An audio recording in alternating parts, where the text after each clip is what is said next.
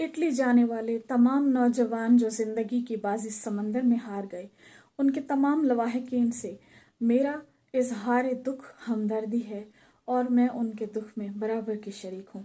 लेकिन उसके साथ साथ बाकी रह जाने वाले नौजवानों से भी मैं मुखातिब हूँ कि खुदारा आप भी अपनी आंखें खोल लें, अपने मुल्क में मेहनत करने से ना घबराएं, ना जी चुराएं सिर्फ दिखावे के लिए, बाहर की नमोदो नुमाइश के लिए अपनी ज़िंदगियों को इस तरह से गैर कानूनी तरीक़ों पर सर्फ ना कीजिए। आप इतने गैर अहम, इतने सस्ते नहीं हैं।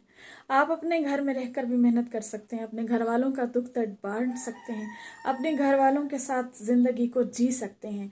लेकिन आप बाहर जाकर अपने आप को सिर्फ दुनिया से ओझल कर लेते हैं, लेकिन अपने हर किस्मी काम पर आप समझौता करके जो ज़िंदगी गुजारते हैं उससे कहीं बेहतर है आप अपने मुल्क में रहकर वही मेहनत उसी जज्बे से कर लीजिए। तो ये मुल्क आपको माँ की तरह संभालता है, आपका अपना है।